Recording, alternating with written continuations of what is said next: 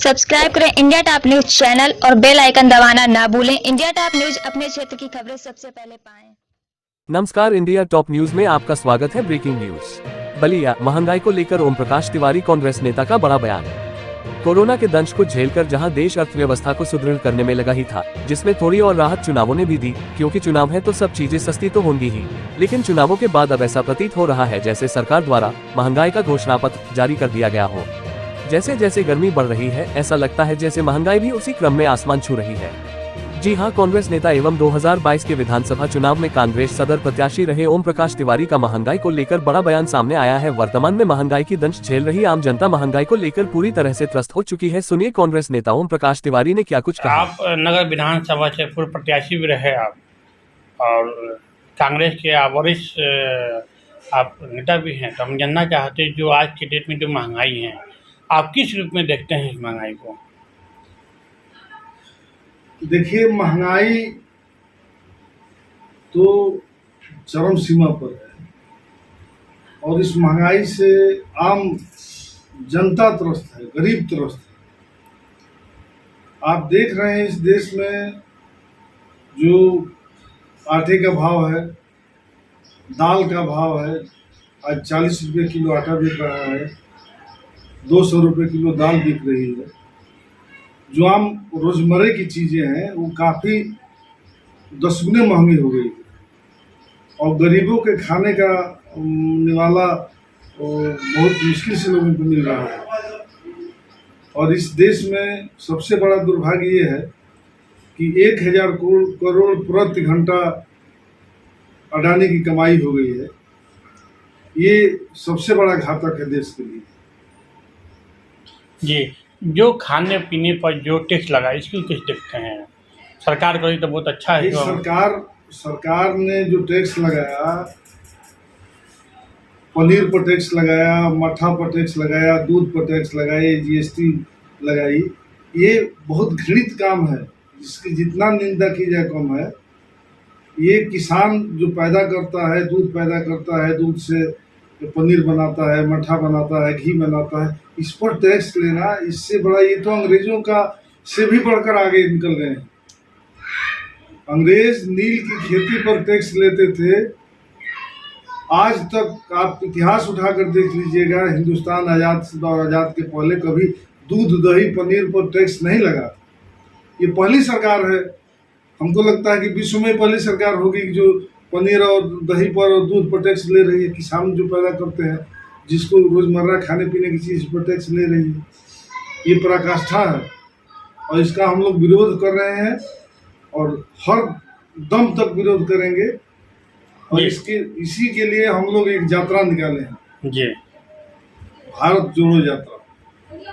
ये नफरत का माहौल पैदा कर रहे हैं, महंगाई के नाम पर गरीबों का शोषण कर रहे हैं। इस शोषण को रोकने के लिए, इस नफरत के माहौल को खत्म करने के लिए हम लोग भारत यात्रा पर कांग्रेस पार्टी निकली।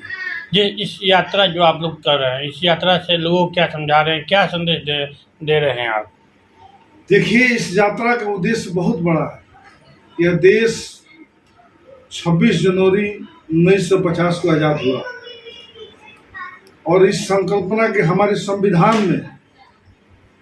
संविधान के अनुसार सरकार चलनी चाहिए। यह संविधान को सरकार नहीं मान रही है।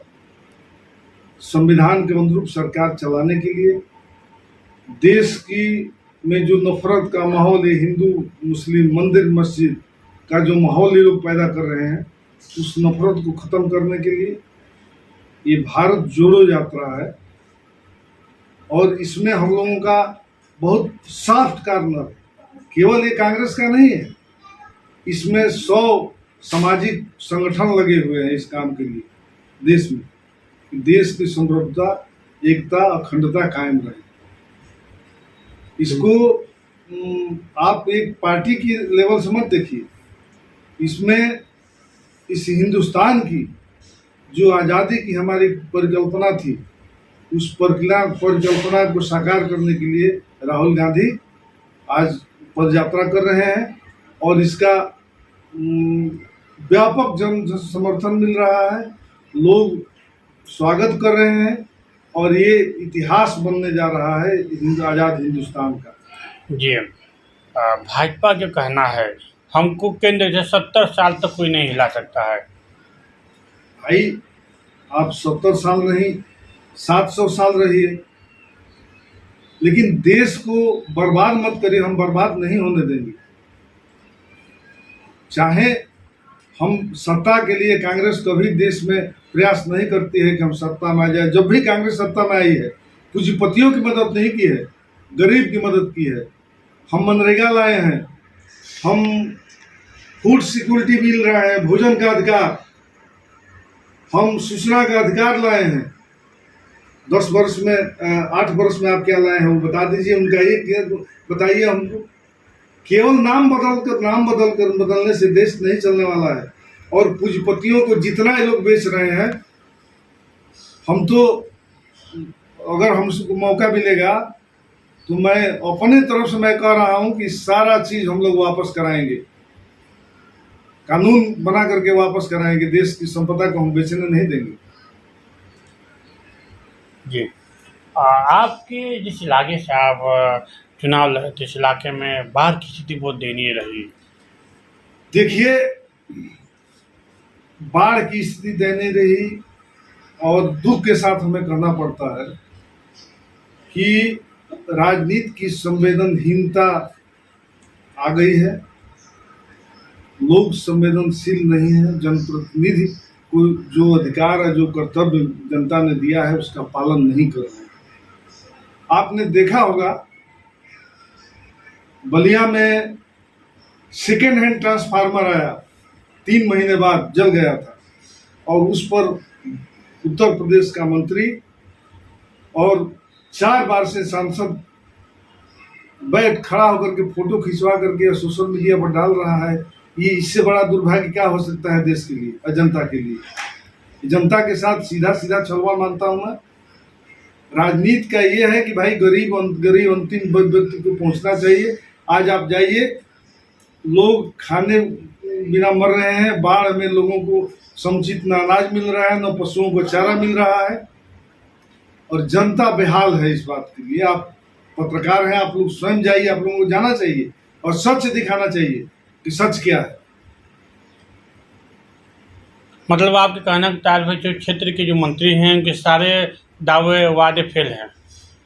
भाई देखिए, वादे उनका वादा क्या है, उन्होंने उनका पार्टी का घोषणा पत्र है और आपको मैं दिखा दूंगा। माननीय भूतल परिवहन आज से 5 साल पहले एक प्रोजेक्ट को उन्होंने आ करके बलिया में बाकायदे उद्घाटन किया। वह प्रोजेक्ट का नाम था सतीश अंकाले से और मालदीपुर तक हाईवे बनाने का, पुल बनाने का। कहाँ पुल बना भैया? वो है, वो आपको मैं दे दूंगा। तो आप भी खोजेंगे, वो पत्थर उसी तरह से पड़ा हुआ है। तो ये घपोड़ संघ के लोग हैं, ये बात करने में माहिर हैं, काम नहीं इनको करना है, विजन नहीं है। किसान सम्मान निधि ये दिए और किसान सम्मान निधि के नाम पर, जांच के नाम पर और लोगों को परेशान किया जा रहा है। अनाज जो इन्होंने घोषणा किया कि हम हमेशा देंगे गरीबों को, आज बाढ़ में गरीब को अनाज नहीं मिल रहा है। जिस समय अनाज मिलना था उस समय अनाज की आवश्यकता है, नहीं दे रहे हैं। तो हम क्या माने? और समाज में देखिए, समाज में गिरावट नहीं आनी चाहिए। दल कोई भी हो, राजनीति हम लोग करते हैं समाज बनाने के लिए, समाज को ढकोसला में ढकेलने के लिए नहीं, अपने को दिखाने के लिए नहीं कि मैं बहुत बड़ा बन गया हूँ। ये घृणित मानसिकता की राजनीति है, जिस राजनीति की भारतीय जनता पार्टी कर रही है।